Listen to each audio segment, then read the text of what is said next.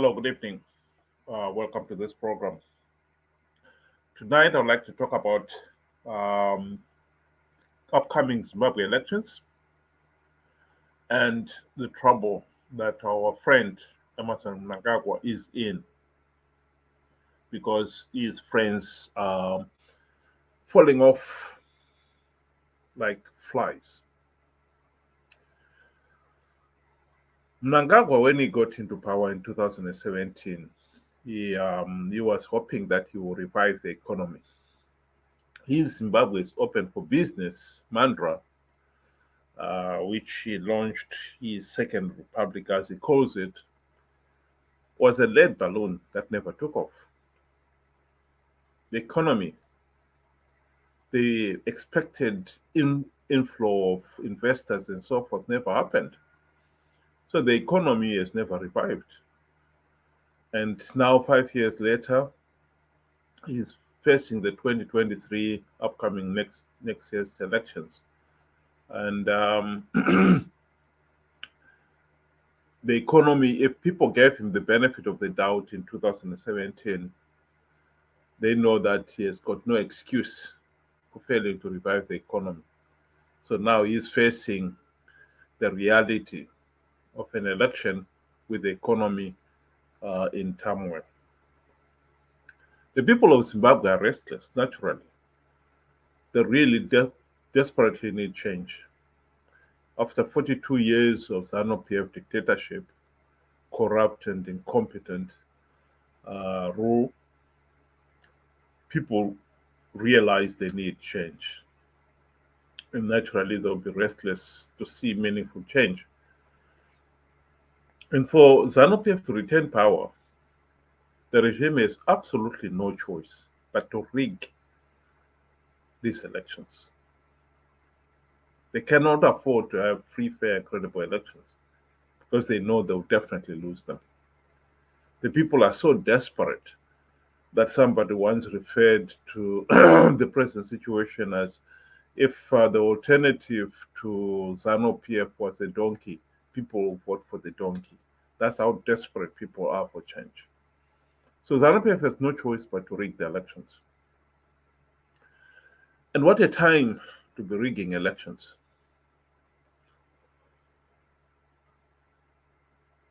It's so very well to rig elections.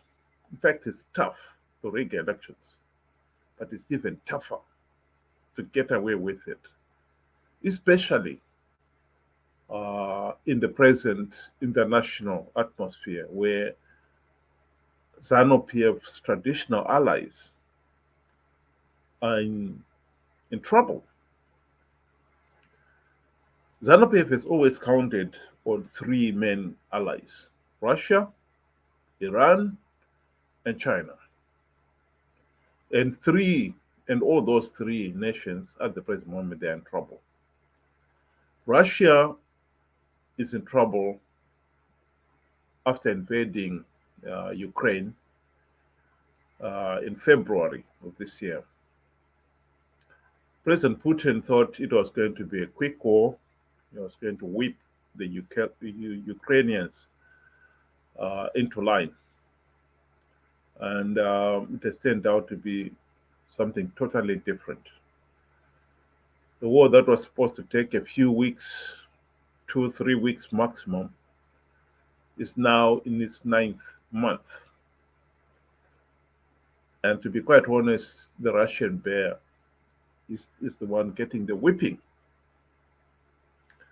Um, Russia is at a loss, doesn't know what to do.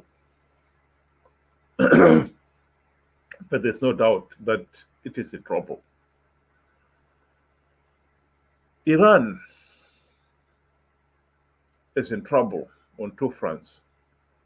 Firstly, with the international community, because it sold the drones which Russia is using as Kamikaze style attacks in Ukraine.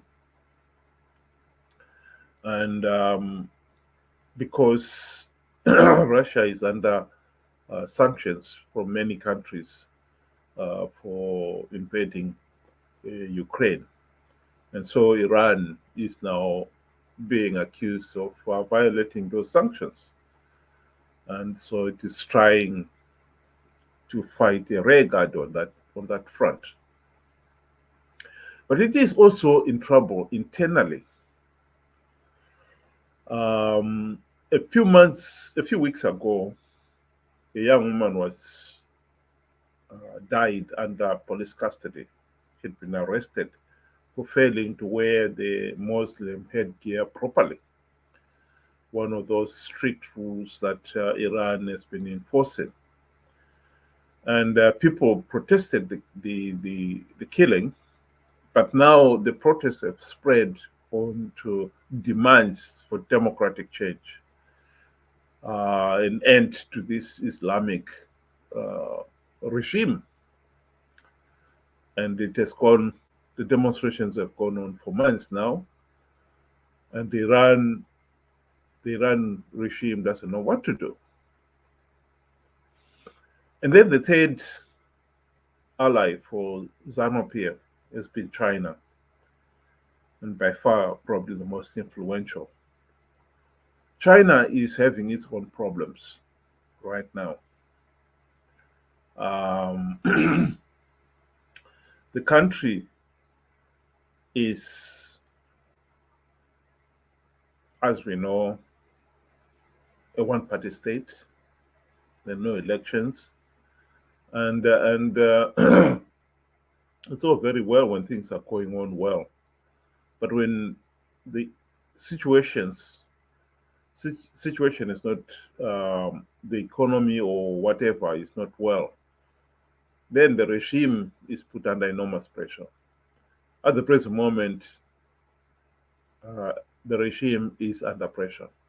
Let's just listen to this video from BBC in today's news.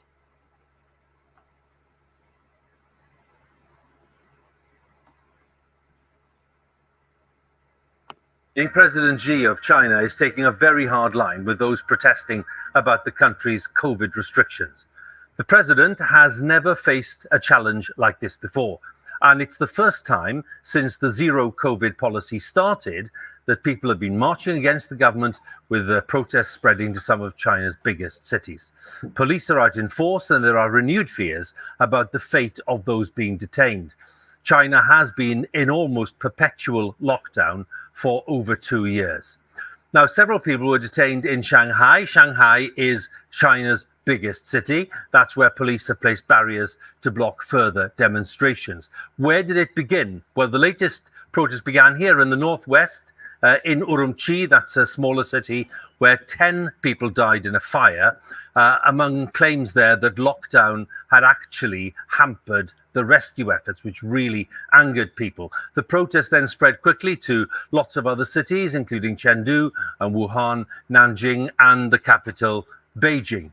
Our China correspondent, Stephen McDonald, has the latest, a warning, some flash photography coming up. The Chinese capital became the latest city with a demonstration calling for an end to the country's COVID restrictions. The symbol of this movement has become white sheets of paper, with protesters holding them up to signify the way in which people are silenced here by official censorship. They're chanting that strict lockdowns and compulsory testing should stop, but dissatisfaction with the government's handling of the crisis is also spilling over into calls for press freedom and democracy. Freedom! We want freedom, not unlimited government power. We want the rule of law. We don't want the next generation to live in this era of horror. Zero COVID in China has meant trying to return each outbreak to zero infections, using strict stay-at-home orders, travel bans, and phone apps tracking people's movements. Entire cities are sometimes officially locked down or effectively closed with businesses shut. Yet, COVID-19 continues to spread. The country posted record new case numbers over the past 5 days in a row. Last month, the country's leader, Xi Jinping, said there'd be no swerving from the current approach as he entered a historic third term in power. Now, protesters in the southwestern city of Chengdu are blaming him personally for allowing the COVID crisis to continue. They've criticised his lifetime leadership entitlement and said their country doesn't need an emperor. This followed earlier calls in Shanghai for Xi Jinping to step down and for the Communist Party to give up power. At the site where protesters clashed with police, barriers have gone up to stop crowds gathering again. Passers-by taking photos are being forced to delete them, and there's a heavy police presence in the area. Waves of anger initially spread across China following an apartment block fire in Xinjiang last week, which killed 10 residents. People have blamed COVID restrictions for hampering the access of firefighters and blocking escape routes. The Chinese government says this isn't true. Forces with ulterior motives have used social media to link the fire to the zero COVID policy, but the local government has combated these rumors and smears. Either way, these protests have unleashed a discontent which has been not very far below the surface. One of the problems in China is that nobody knows when zero COVID will end. If the government has a plan, it's not told people what it is. And so the belief that this could go on forever is causing a lot of consternation amongst the general public. Xi Jinping's administration has had years to prepare for an eventual opening up, but spent that time telling its citizens how lucky they were to live in China. Now, there's widespread unrest, and it doesn't seem to have a clear way out. Stephen McDonald, BBC News, Beijing.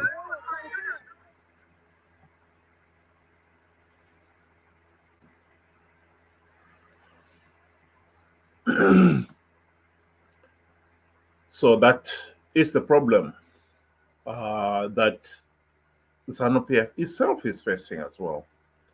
This issue of a one-party state imposing its will on a people, particularly when it's failing to deliver basic services such as a decent healthcare service. Education in Zimbabwe has collapsed. 50% of the Zimbabwean population are now living in abject poverty. This is economically, socially, and politically unsustainable.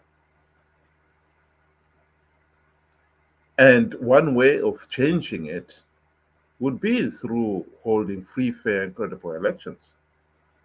And so for Zanu PF to blatantly rig next year's elections will put the regime under enormous pressure. In the past, it relied on particularly China and Russia as its backers. But with those two major countries in facing their own crisis, Zanu PF will find itself isolated. If people in China are demanding democratic freedom, free press, the end to the Chinese rule, I think China will find it very difficult to be openly supporting a regime that has blatantly rigged elections, because it will only draw attention to itself. So I think Zanu PF will find itself increasingly isolated, and the pressure for the regime to hold free and fair elections next year is increasing. And I think it is absolutely important that the people of Zimbabwe realizes the opportunity to increase pressure on the regime to hold free and fair elections. Yes, it is too late to expect any meaningful democratic reforms to be implemented now. The best we can do now is to make sure the Zanu PF, which is determined to go ahead with the elections, um, without any meaningful reforms. But what we can make sure, what we can do is to make sure that the regime does not get away with a rigged election. The regime will be counting on SADC in particular to endorse these elections as being free, fair, and credible. And I think it is important that we should increase pressure on SADC countries to judge these elections for what they are. Countries like South Africa have absolutely no excuse for endorsing rigged elections in Zimbabwe. An election that does not have even something as basic as a verified voters' roll, where the regime has denied over 3 million Zimbabweans in the diaspora, by its own count, the vote, under the excuse that the people in the diaspora will not be given the vote until sanctions imposed by the West on the regime are lifted. That is a feeble excuse. What has those people in the diaspora done that they should be punished for it? The right to a meaningful vote is a birthright. And you do not take that away willy-nilly. In this particular case, whatever the West has done, for whatever reasons, that has nothing to do with the ordinary citizen, that the citizen should be denied their basic fundamental right to have a meaningful say in the governance of the country because the West has imposed sanctions on the regime. You don't accept a situation where a father comes home and beats the wife and the children because he has had a quarrel with his neighbor. What does the wife and the children have to do with it? And therefore, then it is totally unacceptable that the regime should be allowed to cherry pick who has got a meaningful say in the governance of the country. And of course, the main reason why the regime has denied 3 million people in the diaspora the vote is very simple. Most of those people in the diaspora are there as economic or political refugees. And they will blame Zanu PF for their plight. And therefore, then are not likely to vote for Zanu PF. And the second reason for it is, of course, that if those elections are held, then the voting is done outside the country, Zanu PF has got very little chance of rigging the process. And hence the reason why the regime does not want to extend the right to vote to the people in the diaspora. But that should not be allowed, the regime should not be allowed to get away with it. And this time the pressure is there to increase the pressure on the regime to make sure that it does not get away with it. And SADC in particular, if they were to stand around and say, no, those elections were not free, fair, and credible, then Zimbabwe will be forced into another GNU as happened in 2008.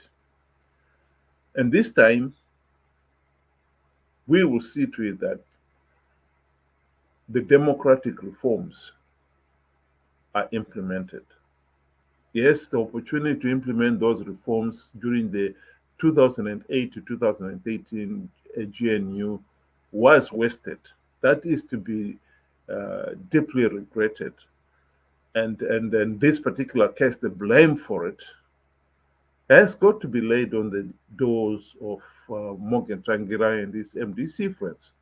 For 5 years, they failed to implement even one meaningful reform. That should not be, we should not bury our heads and pretend we didn't see that. That happened, and MDC is to blame for it.